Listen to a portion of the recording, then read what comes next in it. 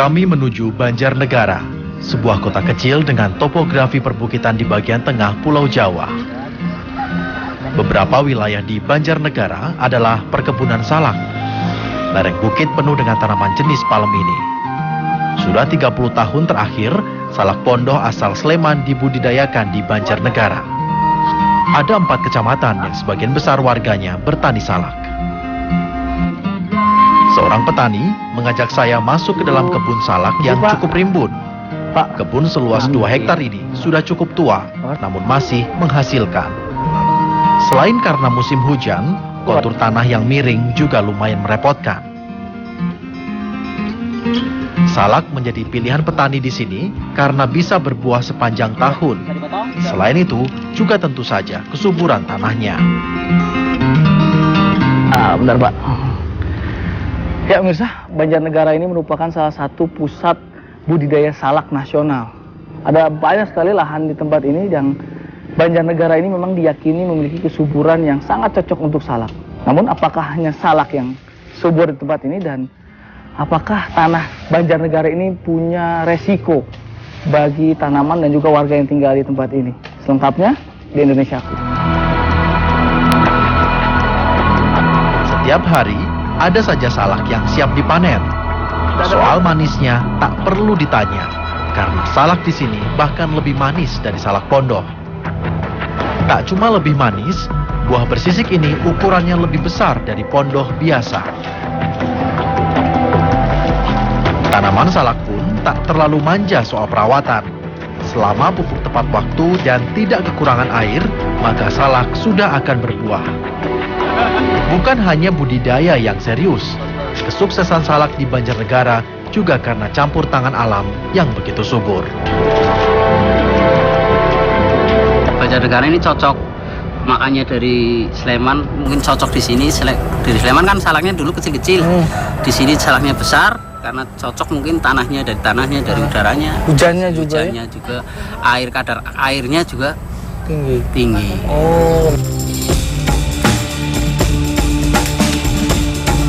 Walau tak terlalu tinggi, kebun salak di Banjarnegara sebagian besar terletak di lereng bukit.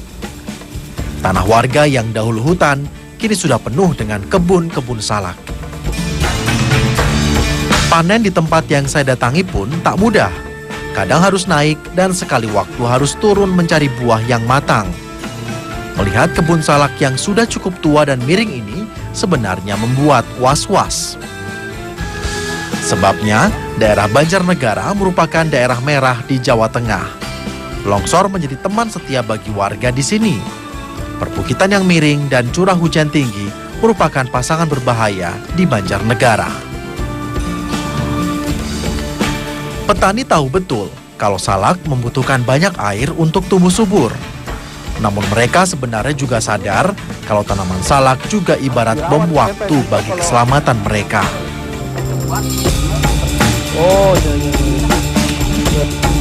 Makanya dibikin undang-undang, akarnya kan tidak seperti akar albasia, akarnya seperti akar kelapa, jadinya cuma di bawah pohon. Cumanya kalau tidak dibikin undang-undang kayak gini, nanti cumanya ada longsor, ada apa kan, yang kan langsung longsor, nggak bisa nahan. Cumanya kalau undang-undang kayak gini kan, saat bawahnya longsor, atas masih bisa. Iya, masih bisa masih utuh. Petani tidak bisa dan tak mau berbuat banyak. Undakan tanah menjadi andalan mereka agar tanah tak longsor. Mereka tak menemukan tanaman lain yang lebih menguntungkan daripada salak. Menanam pohon keras seperti albasia membutuhkan waktu setidaknya 5 tahun untuk menghasilkan uang.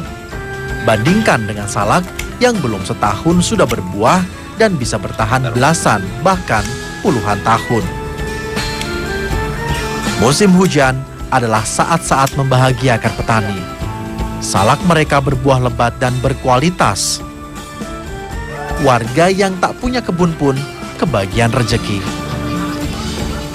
Ya, salah satu pusat pengepul salak di Banjarnegara ini menyerap banyak tenaga kerja saat sekarang.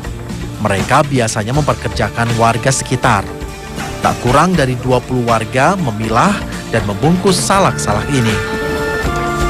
Kalau sudah begini, siapapun tak akan ingat bahaya yang mengancam dari kebun mereka. Ada perut banyak orang yang terlantar jika kebun salak diganti tanaman lain. Puluhan ton salak dikirim setiap harinya. Pasarnya pun sudah nasional.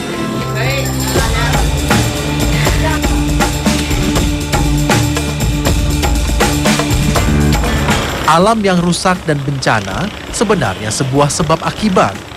Manusia sadar, tapi banyak yang tak bisa berbuat apa-apa.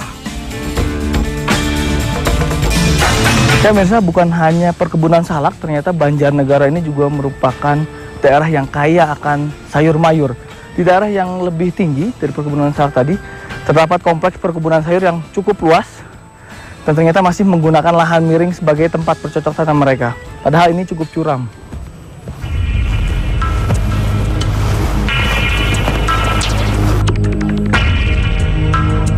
Yang satu ini lebih bahaya dari salak. Lereng miring sudah gundul. Pepohonan berganti sayur yang akarnya sama sekali tak bisa diandalkan.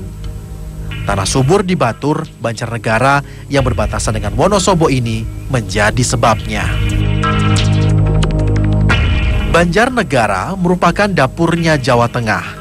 Ada lebih dari 14 hektar pertanian sawah dan 47.000 hektar lebih pertanian non-sawah. Tak heran, pertanian menjadi potensi utama di daerah ini.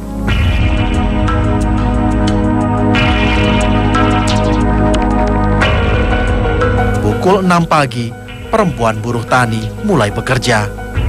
Pagi yang berawan tak menyurutkan niat mereka mengolah ladang kentang milik sang majikan. Beberapa hari lagi, tanah kosong ini sudah siap ditanami. Seperti kebanyakan petani lain, Minah dan kawan-kawan tak banyak mengeluh. Tenaganya terlalu berharga untuk hanya dihabiskan dengan mengobrol sampai tiba waktunya istirahat. Petani biasa membawa makanan dari rumah. Mereka tak bisa pulang saat makan siang. Perjalanan dari ladang ke rumah membutuhkan waktu 2 jam dan mereka baru kembali sore nanti.